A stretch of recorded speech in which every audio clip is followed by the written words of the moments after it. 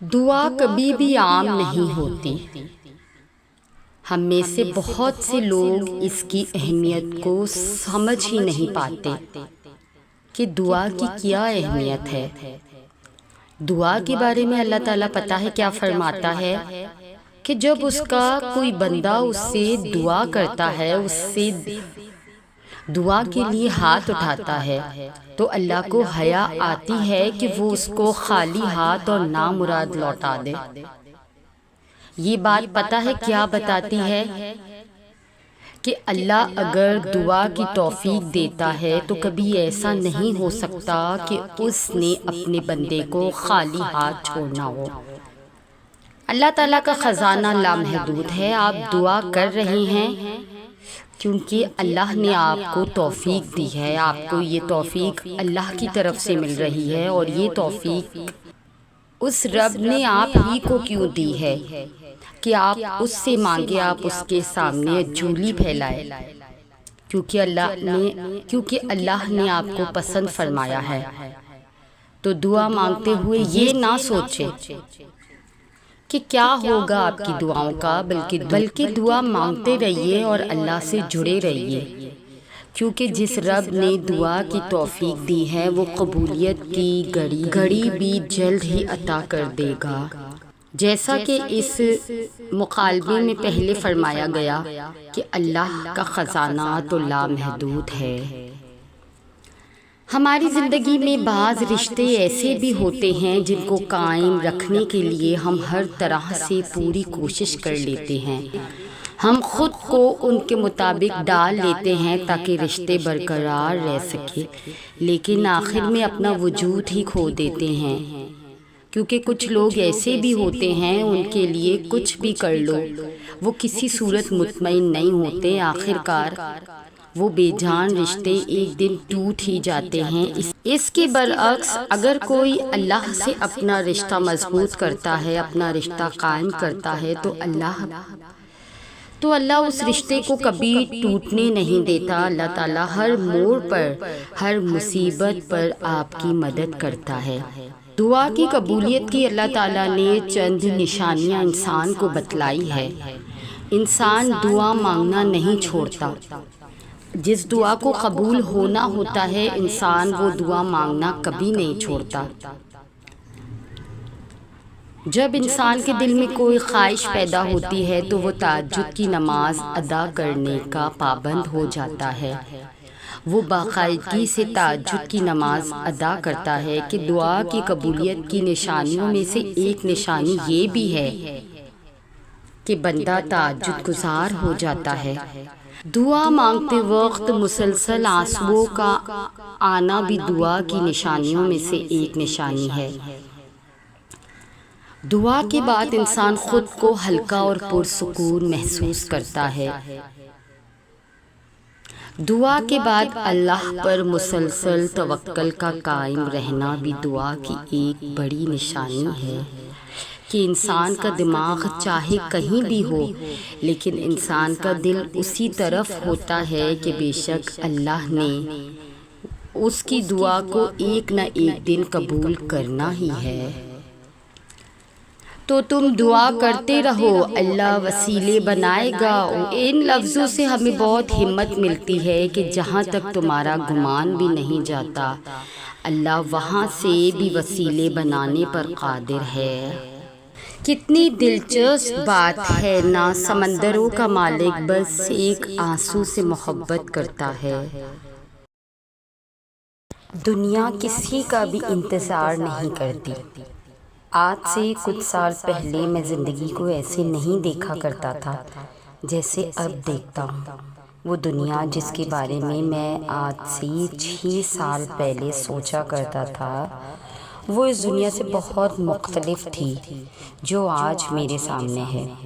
جب ہم چھوٹے ہوتے تھے، یا یوں کہنا زیادہ مناسب رہے گا کہ جب ہم نادان ہوتے تھے، تب ہماری زندگی کو دیکھنے کا انداز بڑا مختلف ہوتا تھا۔ تب ہمیں لگتا تھا کہ جیسے ہم لوگوں کے لیے بڑی اہم ہیں، اور پھر اسی لیے اس نادانی کی عمر میں ہم اپنے راستے میں آنے والے ہر انسان سے اور ہر چیز سے دل لگا دیتے تھے۔ ہمیں لگنے لگتا تھا کہ جیسے سب کچھ ہمارا ہے اور جیسے یہ دنیا ہی سب کچھ ہے. ہمیں بھی ایسا ہی لگا کرتا تھا. لیکن پھر جیسے جیسے بڑے ہوئے تو وقت کے ساتھ ساتھ ہم نے یہ سیکھنا شروع کیا کہ ہم تو کچھ بھی نہیں ہیں. ہماری ذات تو کچھ بھی نہیں ہے. اصل ذات تو اللہ کی ہے. ہم بنے ہی اللہ کے لیے ہیں.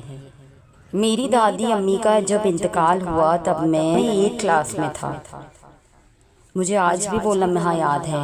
میں نے زندگی میں پہلی دفعہ کسی کی میت دیکھی تھی. میری یہ عادت ہے کہ میں چھوٹی سے چھوٹی بات کو بھی بڑا نوٹس کرتا تھا، خاص کر کے اپنے ارد گرد کے انسانوں کی خائکی کو سمجھنا اور ان کی حرکات کو مانیٹر کرنا. ایسا کرنا مجھے اس لیے پسند نہیں تھا کیونکہ میں دوسروں کے عیبوں کو پکڑنے میں دلچسپی رکھتا تھا، بلکہ ایسا کرنا مجھے اس لیے پسند تھا کیونکہ مجھے اس سے انسانوں کی پہچان ہوتی تھی اور مجھے اس سے اپنے بارے میں بھی بہت کچھ نیا سیکھنے کو ملتا تھا. جب اس روز میں نے اپنی دادی اماں کی میت کو کاندھا دیا تب میں نے اپنے ارد گرد ایک عجیب بات نوٹس کی، اور وہ بات یہ تھی کہ جب میری دادی امی کی میت کو قبرستان لے جایا گیا تو ابھی ان کی میت قبرستان کے دروازے پر ہی تھی تو ایک آدمی دوسرے آدمی سے کہہ رہا تھا، پتہ ہے فلاں جگہ کیا ہوا تھا؟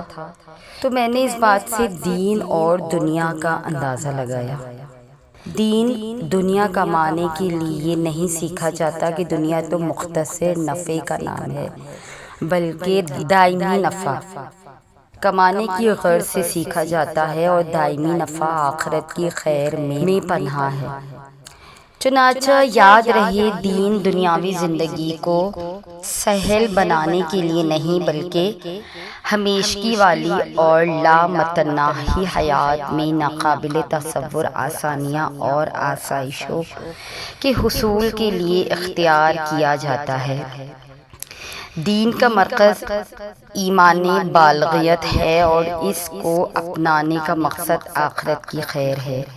تو اب اگر ہم یہ سمجھیں کہ دین پر چلنے سے ہمیں دنیا میں عروج مل جائے اور ہم دنیا والوں کے پیارے ہو جائیں تو یہ مکمل عقل مندی نہ ہوگی، کیونکہ دین کو تھامنے کے لیے دنیاوی کامیابی کی ضمانت صرف اسی صورت میں ہے کہ یہ کامیابی اللہ کی راہ میں ہو اور خالصتاً اسی ذات واحد کی چاہ میں ہو اور محض اس فانی دنیا تک محدود نہ ہو. کیونکہ اس دنیا میں آسائشات اور آسانیاں ہر ایک کو خواہ مومن ہو یا کافر اللہ سبحانہ وتعالیٰ اپنی مرضی سے عطا کرتا ہے، کسی کو کم اور کسی کو زیادہ، لیکن آخروی حیات میں وہ آسائشیں اور آسانیاں صرف اور صرف مومنوں کے لیے ہے. یہ دنیا کی زندگی تو مومنوں کے لیے نہیں ہے. ہم بات کر رہے تھے ہماری دادی امی کی. چونکہ میری دادی امی ایک نہایت ہی نیک اور سلجھی ہوئی خاتون تھی. وہ دوسروں کے دکھ کو اپنا دکھ سمجھتی، وہ دوسروں کی تکلیف کو اپنی تکلیف سمجھ کر دوسروں کی الجھنوں کو سلجھانے کی کوشش کرتی تھی. لیکن جب وہ دنیا فانی سے رخصت ہوئی تو شاید اس دنیا کے کسی بھی بندے پر ان کے جانے کا اثر نہ ہوا. لوگ تو اپنی ہی دنیا میں لگے ہوئے تھے. تو بات صرف اتنی ہے کہ مومنوں کے لیے مخصوص کر دی جائے دنیا، یہ غلط بات ہے. یہ ساری نعمتیں اور بے شمار دوسری نعمتیں جن کا تصور ہی ہماری بساط سے بالاتر ہے. لہٰذا دل میں آخروی کامیابی کو رکھ کر دین کو مضبوطی سے تھامنا ہے. پھر اس کے لیے چاہے پوری کائنات ہی کیوں نہ قربان کرنی پڑے، آپ ڈٹے رہنا، کیونکہ بے شک آخرت کی کامیابی ہی اصل کامیابی ہے.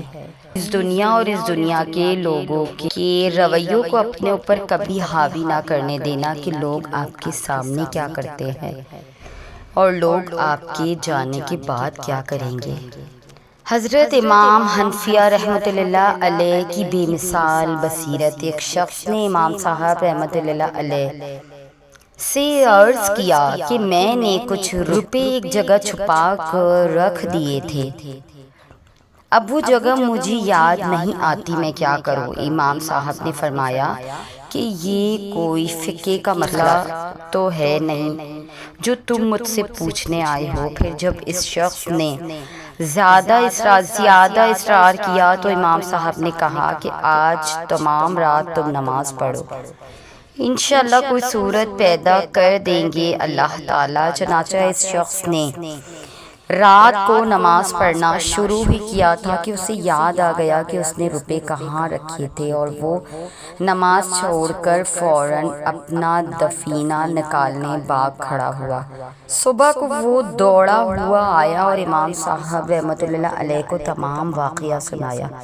امام صاحب نے فرمایا، ہاں شیطان کیسے برداشت کر سکتا تھا کہ تم ساری رات نماز پڑھتے رہو، پھر بھی تمہیں چاہیے تھا کہ تم ساری رات نماز پڑھتے رہتے، قربان جائیے امام اعظم ابو حنیفہ رحمۃ اللہ علیہ کی بصیرت پر کہ کیسا عظیم مثال حل تجویز فرمایا کہ اس شخص کا کام بھی ہو گیا اور نماز کی تلقین بھی فرما دی۔ انسان خدا کی محبت کو بہت دیر سے سمجھتا ہے، پھر جانتا ہے کہ وہ ہم سے اتنی محبت کرتا ہے کہ ہمیں ہمیشہ بہتر سے بہترین عطا کرتا ہے، بس ہم ہی ہیں جو ضد پر اڑ جاتے ہیں، اس کی نافرمانی کرتے ہیں، ورنہ اس کے اختیار میں کیا نہیں ہے۔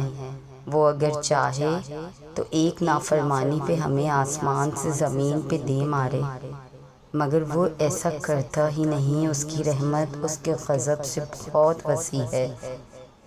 کبھی مڑ کر ماضی کو دیکھو تو تم جانو گے کہ اس نے تمہیں کب کب اور کہاں کہاں سنبھالا۔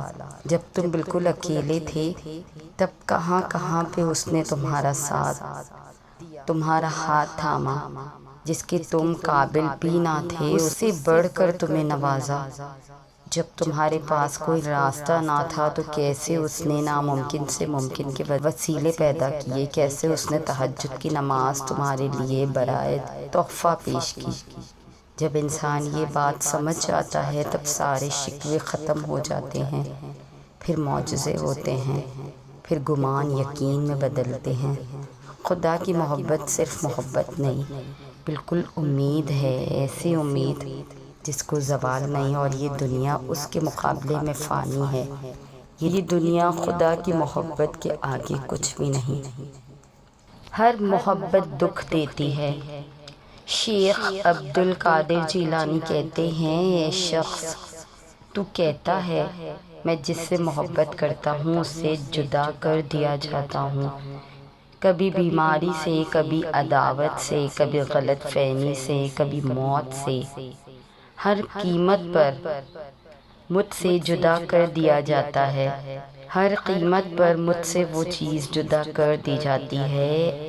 اے نادان، تو وہ خوش قسمت ہے جس پر اللہ تعالیٰ نے غیرت کھائی ہے۔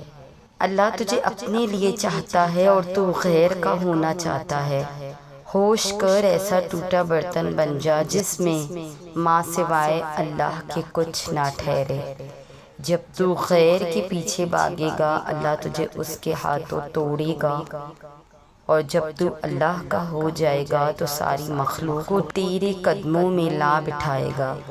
تیرے رشتے، تیری محبتیں، تیری آسائشیں لوٹا دی جائے گی، تیری دولت واپس لوٹا دی جائے گی، اور جن سے تو محبت رکھتا ہے اور رویا کرتا تھا وہ اب تیرے لیے روئیں گے، مگر اب تیرا دل ان سے بے نیاز ہوگا۔